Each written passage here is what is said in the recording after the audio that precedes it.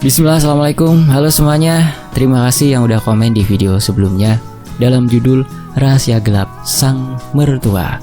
Ada Kak Karisma Sahara dari Trenggalek, Jawa Timur. Terima kasih Kak. Lalu ada dari Makassar. Lanjut ada dari Singapura, Kak Ani Rahayu. Terima kasih kehadirannya Kak. Semoga semuanya pada sehat semua dimanapun berada. Sebuah kisah tentang seorang wanita bernama Arum, ibu tunggal pemilik warung kecil di sebuah desa terpencil, dihina dan difitnah oleh keluarga kaya pemilik minimarket yang baru saja buka tepat di depan warungnya. Dalam keputusasaan dan kemarahan, Arum datang ke seorang dukun perempuan bernama Mbah Jumirah. Ia hanya ingin menghentikan rezeki si musuhnya, tapi sesajen yang ia berikan memberinya lebih dari itu. Tanpa Arum tahu, ia telah menandatangani perjanjian gaib yang menuntut 7 nyawa sebagai tumbal. Sejak itu, satu persatu anggota keluarga pemilik minimarket mengalami kejadian mengerikan. Seperti apa kejadian mengerikannya? Ini dia selengkapnya di channel YouTube Fakta Sejarah, hiburan misteri dalam judul Satu Sesajen 7 Nyawa, yang ditulis oleh Arai Aisyah.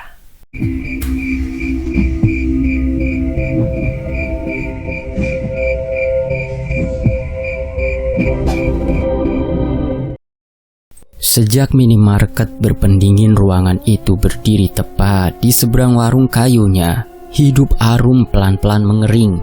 Dulu, setiap pagi, bau gorengan hangat dan uap kopi hitam dari warungnya jadi penanda hari di kampung itu.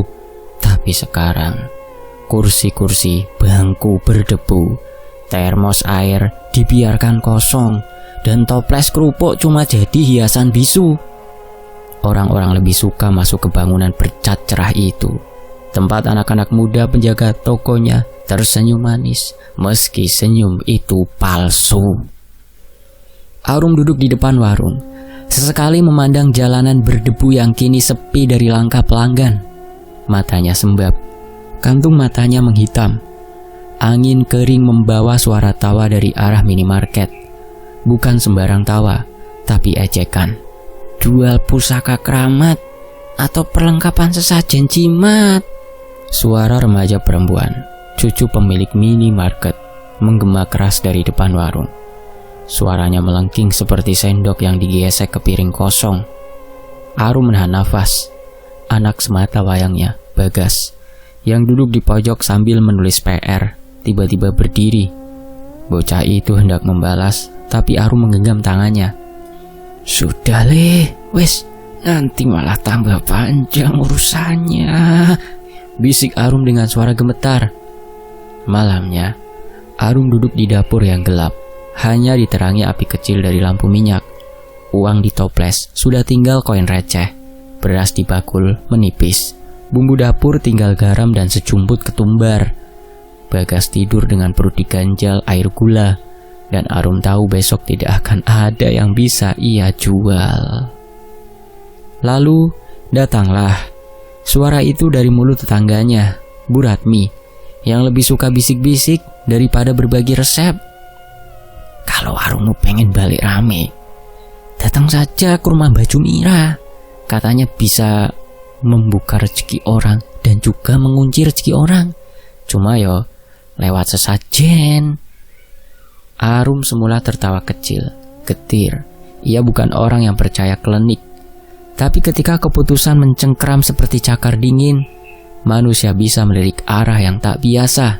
Dan malam itu, ketika angin menabur daun kering ke halaman, Arum meninggalkan Bagas yang tidur pulas. Ia berjalan menembus gelap, menyusuri jalan kecil di pinggir sawah. Di ujung jalan berdiri rumah reot beratap seng karatan. Rumah itu tampak mati, tapi di dalamnya ada kehidupan yang diam dan tua.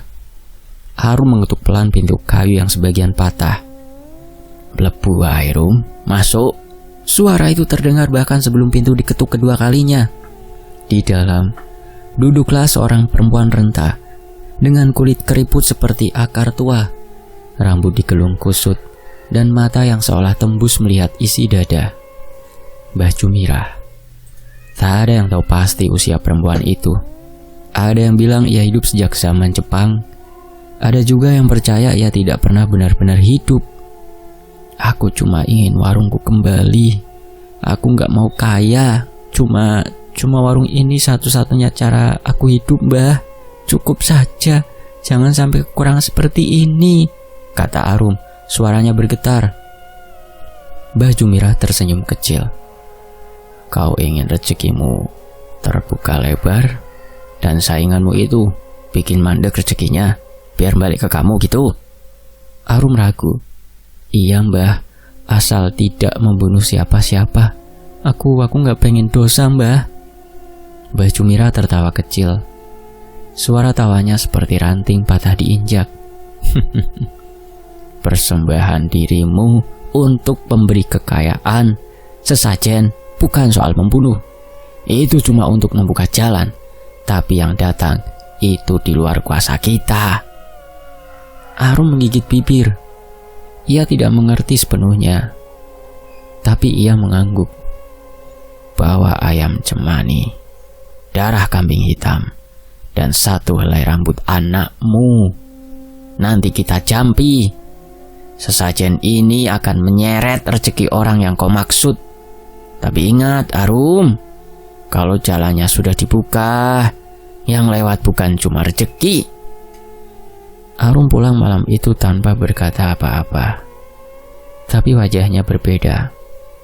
Ada sesuatu yang padam dalam matanya.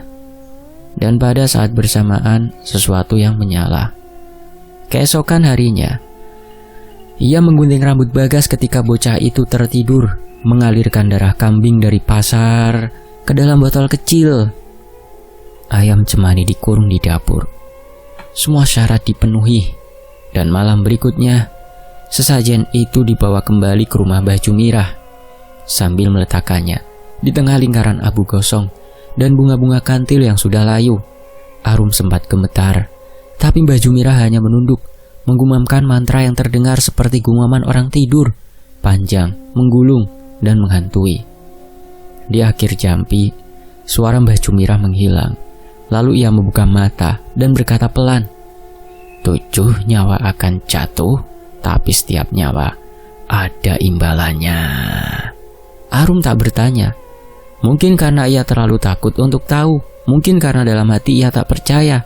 Ia hanya ingin warungnya ramai kembali. Fokus di situ pikirannya. Ia tidak sadar imbalan yang harus ia berikan tidak dalam selalu bentuk uang. Di sisinya, botol kaca berisi darah kambing hitam berguncang pelan, seolah tahu sedang dijadikan bagian dari sesuatu yang tak bisa dibatalkan. Dan di tengahnya, sehelai rambut halus hitam milik Bagas diikat bersama benang merah yang lemah seperti tali nasib. Angin malam itu tak seperti biasa. Ia datang dingin dan berat, menyusup ke celah bambu dan membuat lampu minyak bergoyang pelan.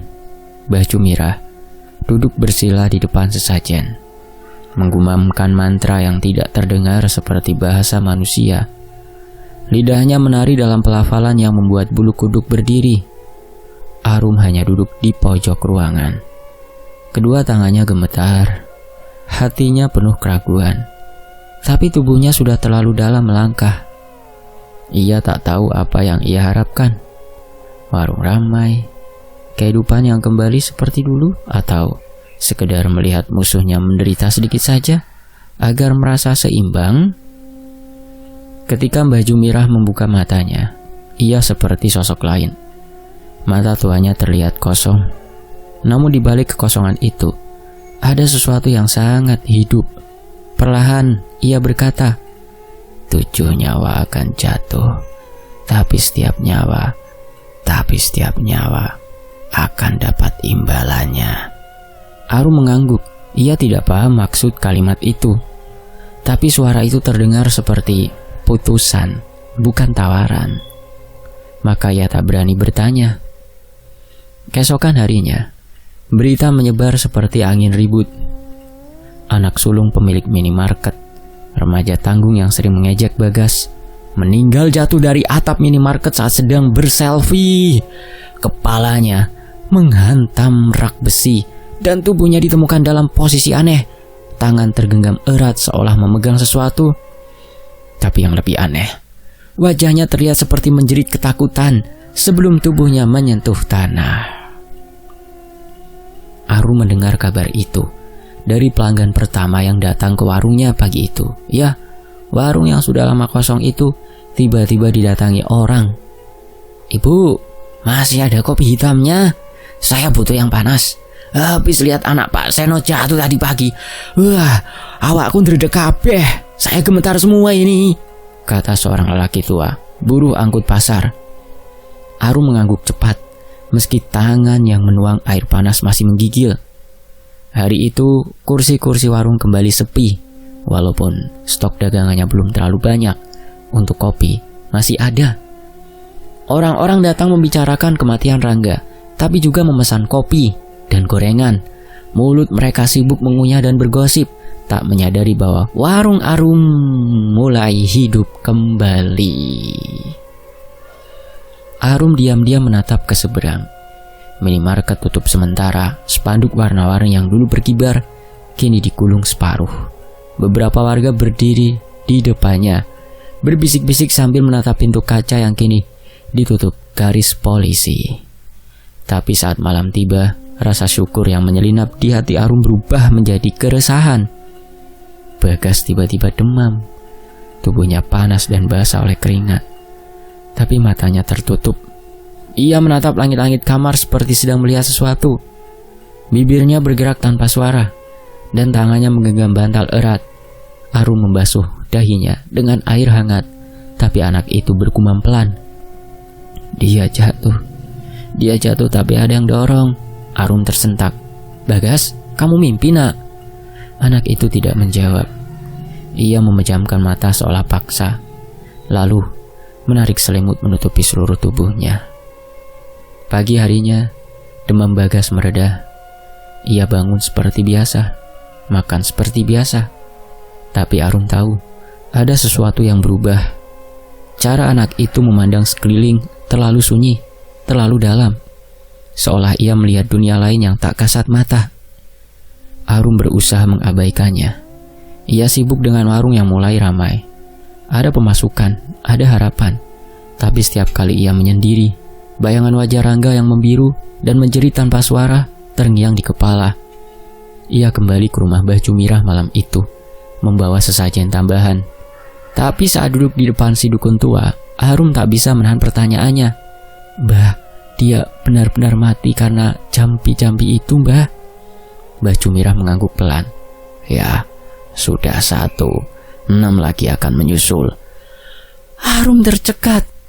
"Tapi kalau aku ingin berhenti sekarang bagaimana, Mbah? Aku tidak sanggup lihat anakku seperti kemarin malam, Mbah."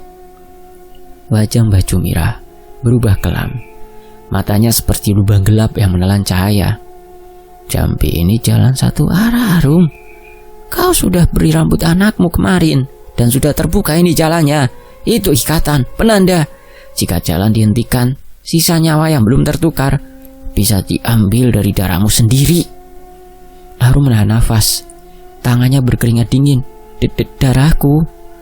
"Bukan darahmu yang langsung," kata Mbah Jumirah pelan, "tapi darah dari tubuh yang lahir dari rahimmu. 1 nyawa, 1 tumbal. Kau ingin berhenti?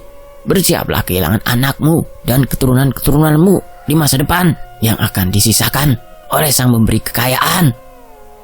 Arum keluar dari rumah itu dengan lutut lemas. Langit malam mendung. Angin membawa suara jangkrik yang terlalu nyaring. Atau mungkin itu bukan jangkrik. Saat sampai di rumah, Bagas tertidur di lantai, menggenggam gambar coret-coretan dengan pensil merah. Arum membuka kertas itu. Di sana, terlihat gambar anak kecil berdiri di depan bangunan besar. Di atasnya ada sosok seperti bayangan hitam bersayap. Dan di sudut kertas tertulis pelan dalam huruf-huruf miring. 1 sudah, 6 lagi. Pagi itu, warung Arum kembali penuh. Suara sendok beradu dengan gelas.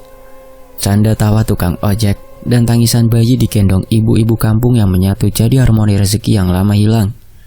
Bau tempe goreng menyusup ke udara, memanggil siapapun yang lewat. Arum tak banyak bicara. Ia hanya melayani pelanggan satu persatu. Senyumnya tipis tapi sopan. Di balik senyum itu, jantungnya berdegup tak tentu arah. Ada kekhawatiran yang sulit dijelaskan. Bukan soal warung, bukan soal uang, tapi tentang sesuatu yang hanya bisa ia rasakan, bukan lihat. Sejak kematian Rangga, hidup Arum memang berubah. Tapi bukan hanya karena warungnya kembali ramai, ada yang lain. Seperti sesuatu yang mengikutinya, mengawasinya. Aroma itu datang pertama kali seminggu setelah kejadian. Di sore hari, saat Arum selesai menjemur pakaian, angin lewat pelan membawa bau menyengat, seperti bangkai tikus yang membusuk di dalam dinding. Ia memeriksa ke belakang rumah, ke kolong dapur, ke sela-sela kayu tua. Tak ada apa-apa, tapi baunya nyata, menusuk hidung dan membuat perut berputar. "Bau apa, Bu?" tanya Bagas yang sedang duduk di lantai, menggambar sesuatu lagi dengan pensil merah. Arum meneles cepat. "Kamu nyium baunya juga, Gas?" Anak itu mengangguk. "Iya, Bu, kayak daging busuk." Malamnya, Arum sulit tidur. Ia mendengar suara berbisik dari dapur. Awalnya samar, seperti desir daun, lalu jelas, seperti langkah kaki, dan kemudian pintu dapur yang berderit pelan. Ia bangkit perlahan, melangkah ke ruang tengah. Rumah itu gelap, hanya diterangi remang lampu teplok. Saat ia mengintip ke arah dapur, nafasnya tertahan. Di sana, berdiri sosok laki-laki tinggi, tak mengenakan baju. Tubuhnya penuh luka hitam dan wajahnya tak ada. Hanya kulit rata, tanpa mata, tanpa hidung, tanpa mulut. Sosok itu berdiri diam, seperti patung yang ditaruh salah tempat. Arum menahan jerit, tapi suara itu tak keluar. Ia mundur pelan, menarik langkah dengan tubuh gemetar. Sosok itu tak bergerak, hanya diam, menatap ke arah kompor dengan wajah kosongnya yang mencekam. Besok paginya, Arum datang ke rumah Mbah Jumirah lagi.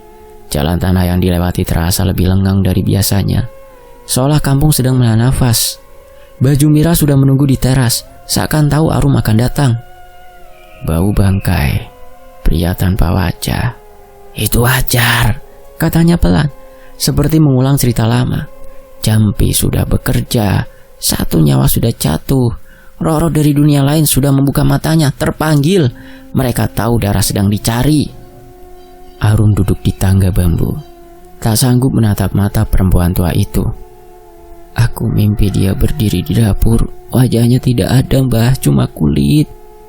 "Itu wujud penagih," jawab Mbah Jumirah menatap sawah di kejauhan. "Mereka datang sebagai pengingat. Tumbal tak pernah hilang arah. Mereka hanya menunggu giliran." Arum menggigit bibirnya sendiri. "Masih 6 lagi ya, Mbah?" Mbah Jumirah mengangguk. "Dan kau harus terima, karena rezekimu pun sudah datang. Kau sudah ambil bagian dari dunia yang tidak bisa kau lepaskan."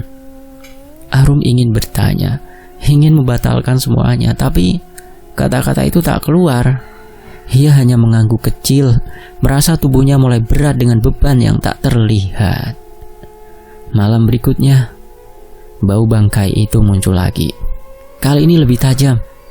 Arum menemukan asalnya di dekat sumur tua di belakang rumah. Tapi saat ia menggali tanah dangkal dengan cangkul, tak ada suara apapun. Hanya tanah merah dan akar-akar liar, tapi baunya menggila. Bagas mulai berubah. Ia lebih sering diam, dan tiap malam ia menggambar. Kali ini bukan orang, tapi pintu. Pintu besar berwarna merah darah dengan tangan-tangan kecil yang mencuat dari balik celahnya. "Ini pintu apa, Nak?" tanya Arum suatu malam. Bagas menatap ibunya sambil berkata pelan, "Pintu buat orang-orang yang belum selesai, Bu. Mereka belum pulang." Arum menggigil. Di matanya anak itu tampak seperti orang lain. Matanya kosong, suaranya mulai berat. Tapi keesokan paginya, Bagas bangun seperti biasa dan minta sarapan. Sementara itu warung makin ramai. Kadang sampai Arum kehabisan stok dalam setengah hari. Pelanggan datang dari kampung lain, bahkan beberapa sopir truk mulai mampir rutin. Tapi tak ada yang tahu, setiap malam Arum tidur dengan doa setengah hati dan tubuh penuh kecemasan. Ia sadar hidupnya sedang dipertaruhkan, dan setiap uang yang ia pegang mungkin bau darah. Pagi itu, embun belum mengering di ujung daun jambu ketika teriakan pertama mengguncang kampung. Arum sedang menanak nasi ketika suara jeritan perempuan menggema dari luar. Ia berlari ke depan, dan seketika lututnya lemas. Seorang perempuan tergeletak di teras warungnya, tepat di depan pintu bambu yang setiap hari ia buka dengan doa dan harap. Tubuh itu kaku, mata melotot dengan urat biru mencuat di pelipis. Tapi yang paling menakutkan adalah wajahnya, menghitam seperti terbakar dari dalam, dan lidahnya menjulur panjang, kaku, dan membiru. "Bu Sulastri," gumam salah satu warga, setengah berbisik, setengah tak percaya. Istri pemilik minimarket, orang yang dulu setiap lewat selalu mendengus sinis ke arah Arum, yang memanggil warung Arum sarang semut, karena banyak lalat yang menampar Bagas saat bocah itu tak sengaja menjatuhkan belanjaannya. Kini tubuhnya dingin di teras, dikerubungi lalat yang berdengung seperti nyanyian kematian. Arum terpaku, tangannya gemetar, dadanya sesak. Orang-orang berdatangan, lalu mundur satu persatu setelah melihat wajah korban. "Kenapa bisa di sini?" tanya salah satu warga, setengah kepada Arum, setengah kepada siapa saja. Arum tak menjawab. Dunia di sekitarnya seperti berputar. Suara-suara menjadi sayup. Ia hanya menatap tubuh itu, dan di dalam hatinya, ia tahu ini bukan kebetulan. Ini bukan sekadar kematian. Ini tumbal kedua. Polisi datang. Ambulan menyusul. Tapi tak ada yang bisa menjelaskan kenapa Bu Sulastri bisa sampai di sana. Tidak ada luka seret di tanah. Tidak ada saksi yang melihat ia berjalan ke arah warung. Seolah ia jatuh dari langit, langsung ke depan pintu. Dan malamnya, Arum mendatangi Mbah Jumira. Langkahnya cepat, wajahnya penuh panik. "Aku mau berhenti saja, Mbah. Tolong." Suaranya nyaris teriak. "Ini sudah gila. Dia mati di depan pintuku. Orang-orang pasti curiga. Aku takut, Mbah." Mbah Jumira menatapnya dari dalam rumah gelap. Api lampu minyak di sampingnya menciptakan bayangan panjang di dinding. Ia tidak segera menjawab. "Arum," katanya akhirnya, dengan suara rendah seperti nyanyian serak. "Jambi itu jalan satu arah. Sudah kubilang, tidak bisa kau belokkan ataupun tutup. Tidak bisa kau hentikan. Kalau kau paksakan, dia akan mencari arah lain. Dan saat itu terjadi, siapapun yang paling dekat dengan sumber Jambi akan jadi sisa tumbalnya." Arum menggeleng keras. "Aku tahu, Mbak, tapi aku gak mau lanjut. Aku rela kehilangan warung, uang, semuanya. Aku cuma gak mau ada yang mati lagi." Mbah Jumirah tertawa-tawa pendek dan kering, seperti bunyi bambu tua dipukul angin. "Kau sudah mengikat anakmu lewat sesajen itu. Rambutnya sudah jadi penanda. Kau pikir roh-roh itu akan pergi tanpa menagih sampai syaratnya selesai?" Arum mundur setapak. Nafasnya berat.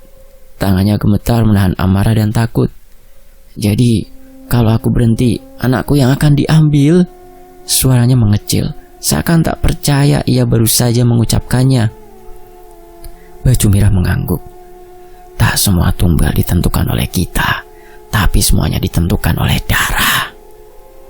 Arum pulang kembali malam itu dengan langkah limbung. Langit di atasnya gelap tanpa bulan. Di jalan suara jangkrik mendadak berhenti begitu ia lewat, seolah malam pun enggan bicara padanya. Bagas sudah tidur ketika ia sampai di rumah.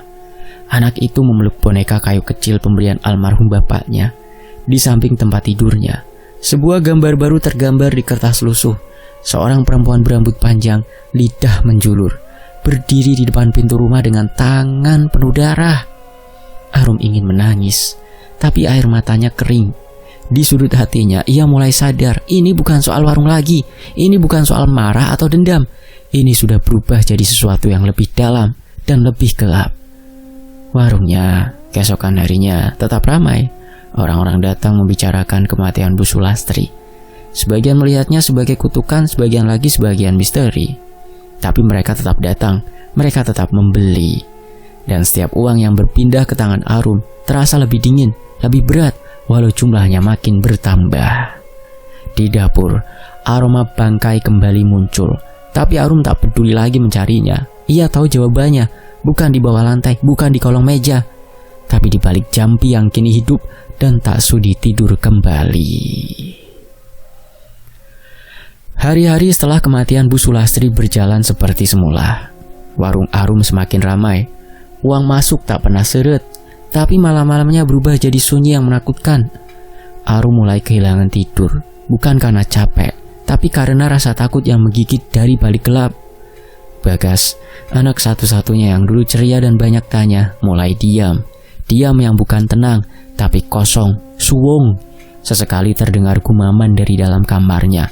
Gumaman seperti sedang berbicara dengan seseorang yang tak terlihat. Awalnya, Arum mengira anaknya sedang menirukan adegan dari televisi atau sekadar bicara sendiri seperti anak-anak pada umumnya. Tapi malam-malam selanjutnya, gumaman itu berubah jadi percakapan. "Kamu siapa? Kenapa lehermu bengkok begitu? Kamu lapar ya? Kamu haus ya? Ingin minum darah ya?" Arum menguping di balik pintu kamar. Suaranya Bagas jelas, tapi ada jeda aneh dalam setiap kalimat, seolah ia sedang mendengarkan jawaban dari lawan bicara yang tak terdengar. Jantung Arum berdebar tak karuan. Ia hendak masuk dan memanggil anaknya, tapi langkahnya terpaku ketika suara kursi kayu di dalam kamar terdorong sendiri. Tak ada angin, tak ada alasan. Esoknya, Arum mendapati Bagas menggambar di lantai dengan pensil warna yang sudah tumpul. Ia melihat kertas itu dan tubuhnya gemetar. Sosok perempuan tinggi menjulang, dengan rambut panjang menutupi sebagian wajah. Lehernya miring ke arah kanan, menekuk seperti habis patah. Tapi yang paling mengerikan, perut perempuan itu terbuka, menjuntai isi perut yang digambar dengan warna merah darah. Di sekeliling gambar tertulis berulang-ulang, "Dia melihatku, dia melihatku, dia melihatku." Arum merebut kertas itu dan meremasnya. "Bagas, kamu gambar apa ini, Nak?" Anaknya hanya menatapnya dengan tatapan kosong. "Dia temanku, namanya Rahayu." Malam itu Arum tidak bisa tidur. Ia berdoa dalam hati, memeluk anaknya yang kini terlihat jauh berbeda. Tubuh Bagas kurus, tapi matanya selalu terbuka saat tidur, seperti orang yang takut kehilangan waktu. Tengah malam, suara pintu depan membuat Arum terlonjak. Ia bangun, melihat tempat tidur kosong. Bagas tidak ada. Ia berlari keluar rumah. Malam itu dingin dan berkabut. Bulan tertutup awan tipis. Di tengah halaman, ia melihat sosok kecil berjalan perlahan. "Bagas, Bagas!" teriaknya. Tapi anak itu tidak berhenti. Ia membawa sesuatu di tangannya, bunga putih. Arum mengejarnya, dan saat berhasil mendekat, ia terpaku melihat mulut anaknya penuh kelopak bunga kantil. Mulutnya bergerak perlahan, mengunyah bunga yang biasanya hanya dipakai untuk upacara kematian. "Nah, apa yang kamu lakukan?" Arum meraih tubuh anaknya, mengguncangnya. Bagas menatapnya dengan mata yang tidak ia kenal. Mata yang seperti bukan milik seorang bocah. Dia bilang, "Kalau aku makan bunga ini, aku gak akan ditarik ke pintu merah." Arum membekap mulutnya, memeluk erat tubuh kecil itu, berusaha mengusir rasa takut yang mulai menjalar dari tengkuk sampai ke dada. Pagi harinya, Arum kembali ke rumah Mbah Jumirah. Kali ini ia tidak mengetuk. Ia membuka pintu tanpa permisi. Nafasnya masih berat. "Anakku, Mbah, dia mulai aneh. Dia ngomong sendiri, gambar yang aneh-aneh, dan tadi malam dia makan bunga kantil." Mbah Jumirah duduk tenang di kursi kayunya yang reot. Ia menyesap teh dari cangkir tua yang bagian bibirnya retak. "Anakmu kan sudah ditandai. Selai rambutnya jadi pintu masuk, maka dia tak bisa benar-benar lepas dari jampi ini." Tapi dia bukan tumbal kan, Mbah?" Arum hampir menangis. "Aku udah terima, aku dosa, tapi jangan anakku, Mbah, jangan dia." Mbah Jumirah memandang tajam, lalu berdiri perlahan. Ia mengambil botol kecil berisi cairan hitam pekat dari atas rak. "Ini air penawar, tapi bukan buat menghilangkan jampi, hanya untuk menenangkan yang lewat, untuk mengaburkan tanda yang melihat dari balik tirai." Arum meraihnya, menggenggam botol itu erat, seolah nyawa Bagas tergantung di dalamnya. Lalu aku harus ngapain, Bah? Jangan biarkan anakmu sendirian. Jangan biarkan dia tertidur jauh darimu. Dan kalau dia bicara dengan temannya lagi, jangan ikut bicara. Diamlah. Dengarkan tapi jangan jawab. Arum pulang dengan tubuh yang lebih berat dari sebelumnya. Bagas masih menggambar.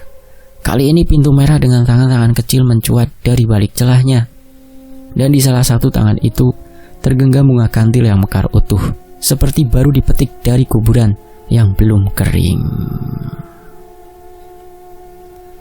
Sementara itu, angin siang menyapu dedaunan di halaman rumah Arum. Suara burung tidak lagi ramai seperti biasanya. Bahkan ayam tetangga yang biasanya ribut, hari itu tak bersuara. Suasana kampung mendadak sunyi, seperti menahan nafas sebelum badai. Arum berdiri di ambang pintu rumahnya. Matanya mengamati langit yang cerah, namun hatinya gelap seperti sumur tua. 6 nyawa telah jatuh di hari itu. Semua dari keluarga pemilik minimarket. Kematian demi kematian datang tanpa penjelasan logis. Gantung diri, kecelakaan aneh, hingga kematian mendadak tanpa luka. Orang-orang mulai berbisik, mulai menatap ke arah warung Arum dengan pandangan yang tak sama.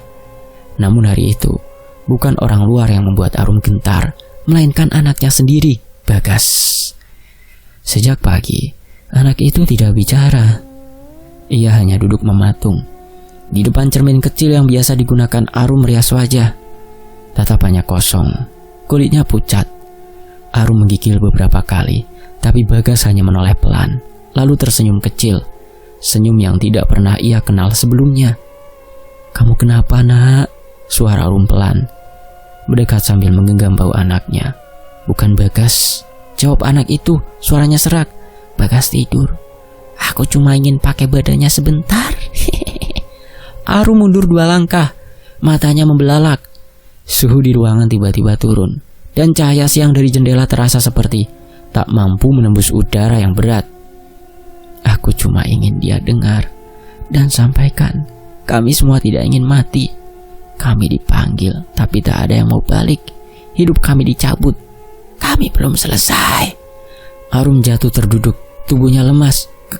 Kalian siapa?" Anak itu menatapnya. Matanya kini bukan mata anak kecil. Ada kilatan kesakitan dan marah yang tertahan. "Kami yang ditumbalkan, yang dikunci lewat sesajenmu, yang kau barter demi warungmu, yang kau barter demi kekayaanmu, yang kau barter dengan uang-uangmu."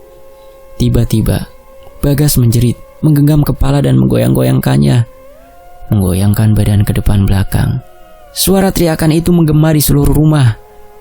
Arum memeluk anaknya, menangis keras sambil mengucap doa berulang-ulang. Tak lama kemudian, tubuh Bagas lunglai dan tertidur biasa. Malam harinya Arum kembali menemui Mbah Jumirah. Rumah itu kini terasa lebih kelam, seolah ikut merasakan beban Arum. "Mbah, tumbal-tumbal masuk ke tubuh anakku, Mbah. Mereka marah. Mereka bilang hidup mereka belum selesai. Mereka minta dikembalikan." Mbah Jumirah mengangguk pelan, seakan sudah menunggu pengakuan itu. "Ya, itu memang saatnya. Setelah 6 nyawa, dunia yang kau sentuh lewat sesajen itu mulai terbuka. Antara arwah dan dunia nyata tak lagi dibatasi malam." "Kenapa Bagas, Mbah? Kenapa anakku yang dijadikan tempat mereka bicara?" Mbah Jumirah menarik nafas panjang. "Rambut anakmu ada dalam sesajen. Ia jadi penanda, pembuka jalan. Kau tak bisa lepaskan jambi begitu saja, Arum. Rambut itu jadi titik penghubung. Dan bila jambi tak sempurna, bila nyawa ketujuh tak terpenuhi, maka roh akan mencari tumbal pengganti yang paling dekat, yang terkait darah." Arum menunduk, tangisnya jatuh pelan. Jadi kalau aku gagal, anakku yang akan diambil tumbal ketujuh?" "Betul," jawab Mbah Jumirah tanpa ragu. "Ritual ini meminta 7, tidak kurang. Jika jalan terputus sebelum waktunya, kekosongan itu akan ditambal dari tubuhmu sendiri. Dan Bagas adalah lubang yang paling siap diisi." Arum pulang kembali dalam keadaan kosong. Dunia sekelilingnya bergerak seperti bayangan kabur. Di rumah, Bagas tidur dengan tubuh meringkuk. Tapi, di dinding kamarnya, satu gambar baru terpajang. 7 bayangan hidup berbaris dengan satu sosok anak kecil paling ujung yang belum sepenuhnya terbentuk. Arum mendekat, menatapnya. Sosok itu menggenggam bunga kantil dan berdiri di atas tanah merah. Di atas kepalanya melayang sehelai rambut halus yang digambar melambai seperti tertiup angin. Malam itu, Arum tidak tidur. Ia duduk di samping tempat tidur anaknya, menggenggam botol air penawar dari Mbah Jumirah yang kurang berkhasiat. Tapi yang ia rasakan bukan lagi kekuatan, melainkan penyesalan dan ketakutan. Menjelang subuh, Bagas mengigau. Tubuhnya panas tinggi. Dari mulutnya keluar kata-kata yang tak bisa dimengerti. Lidahnya menjulur, matanya terbuka lebar. Dan dari balik tenggorokannya, suara lain berbicara. "Jika kau ingin kami pergi, kembalikan kami seperti semula. Hidup bukan milikmu, kami bukan tumbal." Arum menjerit, memanggil nama anaknya, tapi Bagas tak menjawab. Tubuhnya kejang, dan jari-jarinya mencengkeram selimut sampai robek. Ketika akhirnya anak itu tenang, ia tertidur lagi.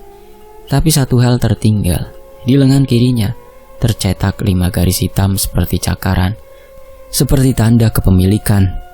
Arum tak tahu harus berbuat apa lagi. Tapi satu hal jelas, tumbal belum selesai dan waktu semakin sempit. Pagi itu, kabut turun tebal di desa. Matahari seolah enggan menampakkan diri dan segala sesuatu tampak redup. Arum berdiri di depan rumah Mbah Jumirah lagi. Tubuhnya saat ini kurus, mata cekung, dan rambutnya kusut seperti tak pernah disentuh sisir. Di tangannya tergenggam sesajen terakhir, dibungkus kain mori dan diikat dengan tali dari serat pohon randu. Pintu rumah Mbah Jumirah terbuka lebar, namun tak ada tanda-tanda kehidupan. Arum melangkah masuk.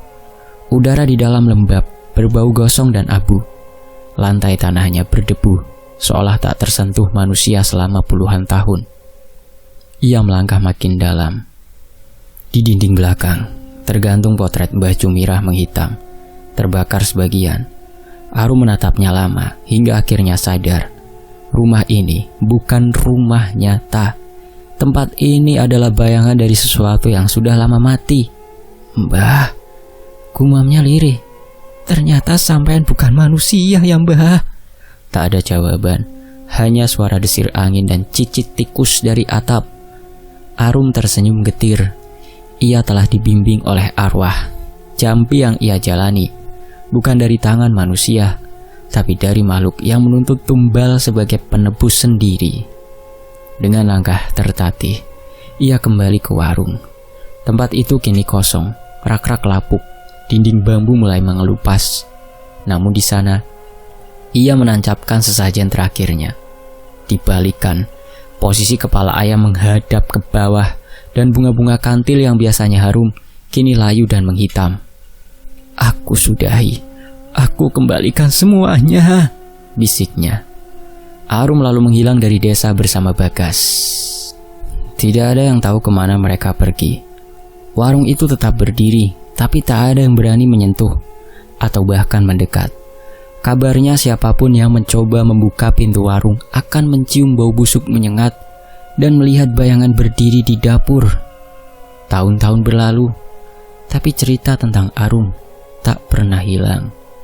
Di ujung kampung sebelah, di balik semak dan pohon-pohon tua, ada sebuah gubuk kecil dari papan reot.